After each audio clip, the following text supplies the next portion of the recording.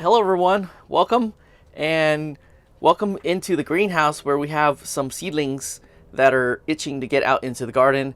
The weather has warmed up pretty quickly. All of a sudden we have weather in the 80s, upper 80s, and it's going to be forecasted to be in the 90s for this week, and we're excited about that. Some of these plants are really excited about that, and they're growing pretty quickly. We're going to be doing an overview of what's here. It's also a good representation of what we're going to be up to as far as our kitchen garden is concerned for 2021. We have a lot of edibles and a few ornamentals and some just for fun. And we're going to go and list off what we have in here. And then afterwards, we'll do a more detailed discussion about why we're growing them. So let's start off on this tray over here. This is some pepper seedlings. These are Himo Togarashi peppers. We have some Flying Dragon citrus seedlings, and then over there is a Ahi Cherrapita pepper. This is a Jalapeno pepper, and then over here we have some beak peppers. This is a red variety, a yellow variety, some Siam Queen Thai basil, and then this is a tray of tomato seedlings, and we have these are all paste tomatoes. So with the ones on this row here in the yellow beads, these are Roma tomatoes. And then the next row over are Oxheart tomatoes. And then we have a couple of San Marzanos. Those are the ones with the purple beads. And then behind it are 4 Blue Beach tomatoes. And over here we have mostly greens. And these are Noble Jade Chinese broccoli, also known as Gailan. So a couple trays there. And then over here we have some Italian leaf lettuce. This over here is a hibiscus. It's a mahogany color hibiscus. I think the name is Mahogany, the cultivar. And then we have some seedlings that just recently popped up. These over here are Monty broccoli, and these two here are Aspabroc. This is a more mature sowing of the Gailan. This is from seeds that we had saved, and the variety is Suiho. There's another one of those two as well. Some red Bok Choy, and then this is Tai-san Sprouting Cauliflower. And on the tray, the last tray on the table, we have some watermelon seedlings. So this one on the left is a golden midget, Scaly bark. This is a cucumber seedling, and the variety is Yamamoto Sanjuku. These are purple tomatillos. These are Ahi Peruvian Peppers. This is a sunflower seedling. And then we have more Thai basil over here. Some yellow zinnias. And more ahi and other peppers. These two are ahi mango. And these are Kona Hawaiian peppers, some cosmos, San Marzano seedlings, and then more of the same zinnias, the big yellow ones. And down below we have some additional plants, including this Cherokee purple and a more mature Kona pepper. This one is a shishito pepper. This is a more mature beak pepper. We have a Shinku Japanese eggplant. And then this is another one of the more mature beak peppers and more mature Flying Dragon citrus. This is a San Luis Poblono. And this is a long purple Chinese type eggplant. And there is a sprouted zucchini, Black Beauty, and some sprouted soybean. And that tray over there are sunflowers, and we're waiting for them to sprout. So these are some of the plants that are in here. We have other plants that have already been planted outside, and we'll be looking at those in a future update. Those are mostly other varieties of peppers.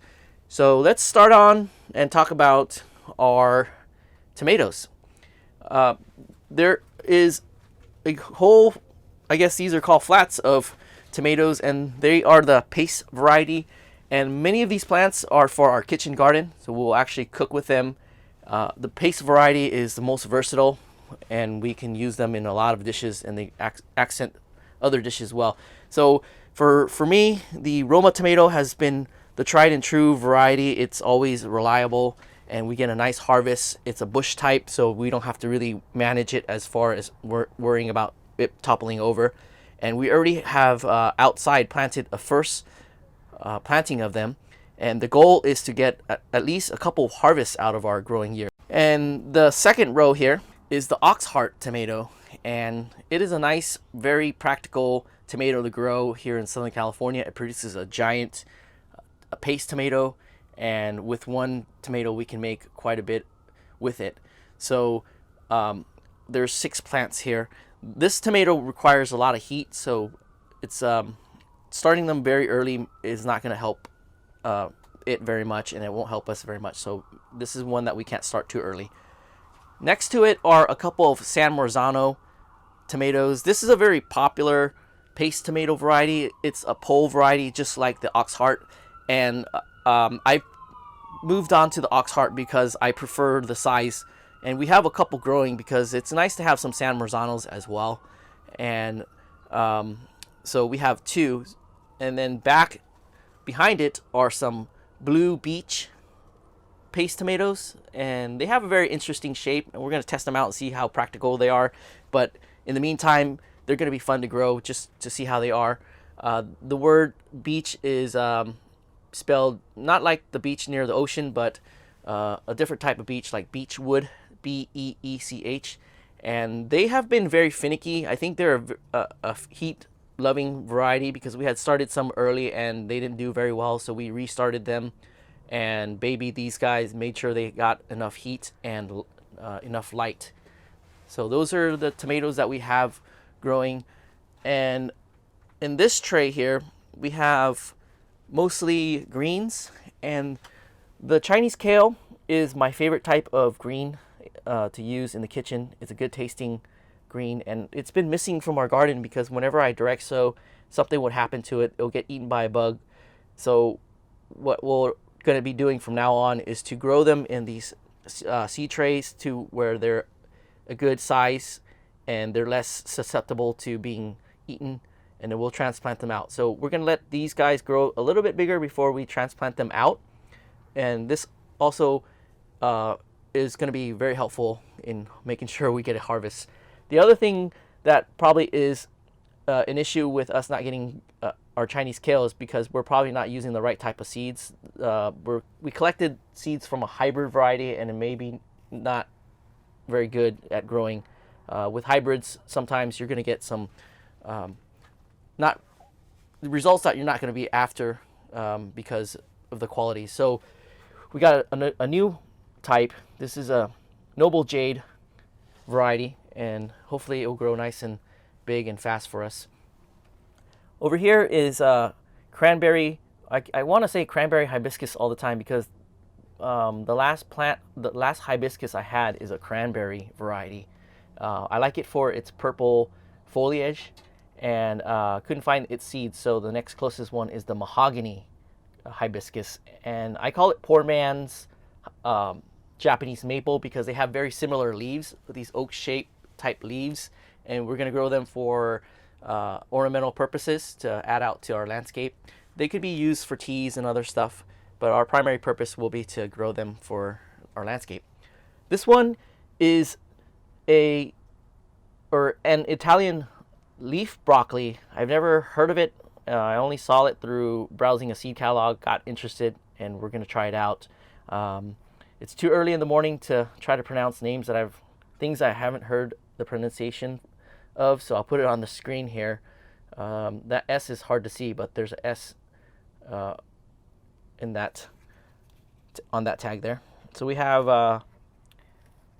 what, 5 nice strong plants, and with some of the more premium seeds in terms of costs, I'd like to plant 1 per cell. That way we can save our seeds a little bit, because in addition to costing more, they give you fewer seeds, so that's why it costs more. Here are some red bok choy. Growing purple plants is always very intriguing to me, so we will see a lot of purple varieties. later on we'll see a purple filet bean in the garden. Hopefully we have seeds for those. And then this one, this is a Taisan sprouting cauliflower. So Taisan is a region in China, and it's a culture that's a separate culture, and they are very proud of their sprouting cauliflower. And you're probably seeing sprouting cauliflower more and more these days on YouTube or at the market. And these seeds actually came to us by a neighbor. And when you garden, people are going to know you're a gardener, and they shared these seeds with us in addition to a pumpkin. So we are going to grow a Taisan pumpkin as well. Over here we have some watermelon. Watermelon is always fun to grow. Last year it was very hard to get this golden midget watermelon to grow for us, and I think it's one that needs a little bit more attention, so we're going to do that. We're going to give it more attention. With many plants, I try to just put it in the garden and let it grow, and if it does that, grow by itself, that's all the better. We can spend our time elsewhere with other plants, so we're going to have to give this golden midget a little bit more time. Over here we have a couple of scaly bark watermelon. They have a very interesting rind in terms of pattern and color, so we're going to grow it for that, and we're going to have to thin these two out at some point, so we'll snip it. This is a Japanese cucumber, Yamamoto Sanjuku, one that we're growing for the first time, and the seeds were shared with us by another gardener, so I'm very interested to see how that tastes. Here we have some purple tomatillo. Tomatillo is a plant that is fun to grow in the garden, but not super necessary if you're after plants that are cost effective, because tomatillos are plentiful at the market, and they're very inexpensive relative wise, and for the amount of effort you get versus getting it from the market, tomatillos is probably not one that you want to grow in the garden. But we're going to grow this one because it's purple and it's harder to find, and there are some things that are not tangible that you can put a price on, which is when you harvest it from the garden, it just feels much more and tastes much more better. So that's why we're growing those guys. But if we had to park a variety, tomatillos is one that we can be happy getting from the market. Here we have some Ahi Peruvian peppers. These are very interesting peppers. They have a nice shape to them. I can't describe it. It's almost like a pinky, and it's got a very interesting asymmetric shape, and some of them are unique to one another. And as they ripen, they turn from green to, I believe, light cream color to yellow to orange, and then finally red. So it's a very interesting pepper, and it's also a nice one to use. It's not overly spicy. And over here, this is a Mammoth Sunflower that my 4-year-old's sprouting for his distance class. So he was very excited to be able to take care of sunflower. So he's also avid plant guy. So it's nice that he's getting involved. My kids also get involved with planting seeds like soybean and corn, and they're very happy about being out in the garden. So that's always fun to share your gardening experience with people, and especially your children.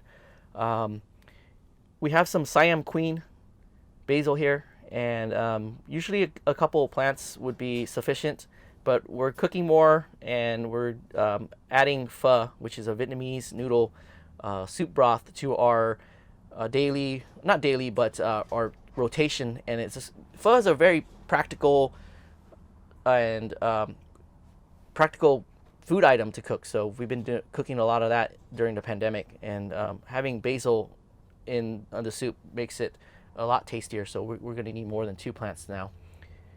And then let's see what we have. Flowers. We have some zinnias, yellow zinnias, and cosmos. We're starting the zinnias in these transplant cells because we want to put them in specific spots. But normally with zinnias, you get enough seeds that you can just scatter and they'll sprout in the garden. Same with cosmos. We're starting these from cell flats because this is a particular variety called, I think, Zinnia. It's spelled Xenia. It's a fuchsia color Cosmo, and they don't give you that many seeds per seed packet, so we want to make sure we can sprout them and have them in the garden. Sometimes if you don't have enough seeds and you throw them out through attrition, you may not get the number of plants or even a plant that you want. And so there's 2 of these trays of the zinnias. We have over here some peppers. So these are Kona Hawaiian peppers. And then we have some Ahi mango. And whenever you hear Ahi, that's how they refer to peppers in Peru. So these are Peruvian varieties or varieties that originate from Peru or is popular in Peru. So Ahi mango. And then here are some San Marzano tomato seedlings. And you may notice that there are 2 missing. Those missing cells are planted over here. And these guys are much bigger. And the reason for that is because the San Marzano that sprouted here are from seeds that are about 6 years old. And when you have really old seeds, they will sprout, but when they sprout may depend, or they will sprout at various times because they're older seeds. And that's why I like to plant with newer seeds, and that's why I like to save seeds and plant with those, because you have an even germination. And when you want to grow multiple plants, you want to have them be at the same maturity. That way when you harvest, you have one big harvest for your kitchen. So that's why we prefer to grow with saved seeds or seeds that are not more than 2 years old. And then over here we have some Himo Togarashi. In Japan, peppers are called Togarashi, and we're growing these guys for making some. We're hoping to be able to collect enough to make yuzu kushu. So we have a yuzu tree, and yuzu koshu, I should say, pronounce, is a paste made with togarashi and the rind of citrus, the yuzu citrus. And what we do with that is we pound it down and add some salt, and it makes a nice paste for certain types of sushi. And additionally, it can be dried and used as togarashi powder. And we made some from our last year's harvest, and I found that if we make that powder in combination with this beak pepper, it's also known as Ahi Boquino, if I'm pronouncing that correctly, it makes a nice powder. This beak pepper, you'll see a lot of plants because we're using it in 2 ways. To make it a powder, it has a nice fruity flavor and not overly spicy. So we have a red one and a yellow one. We pickle these guys in a cowboy candy style pickle where it's sweeter, and it's a nice condiment for salads and a lot of things. So look out for those. Hopefully we can do more kitchen to garden videos this year and do some of this pickling, because this is one that I really want to share with you all, and hopefully you get to grow and pickle your own. More Italian basil, and I'm growing these for a friend. We got more and more people into gardening now, and they want to have accessible food from within their backyard, and so we're growing these for them. This over here is a Ahi Cherrapita. This one is a pepper that makes these tiny globe-like peppers. We're growing this more for the interests of the plant than using it in our kitchen. And then this one is a Jalaro. I'm gonna have to restart this pepper plant. These guys are very finicky, and I really need to baby them. So this is a yellow jalapeno. I'm growing it for just to have a yellow jalapeno. That'd be cool to see. And then down here we have additional plants, including a Cherokee purple. This is my favorite slicing tomato. We grow this year after year, and we have a couple growing now. Over here is a shishito pepper, and we only have one this year because we're giving it space up to some paprika peppers that are now in the garden, and I want to be able to grow my own supply of paprika. We've done that in the past. We got some paprika and smoked it, and it worked out well, so we're going to grow our own paprika. This is a Japanese eggplant, long, dark, slender eggplant. And then over here is a couple of flying dragon citrus. And this is primarily grown as a rootstock. So when they want to dwarf a citrus, they'll put it on this rootstock. But it's got a very interesting structure. I don't have an image for you, so I will have to rely on you to do a Google search for flying dragon citrus.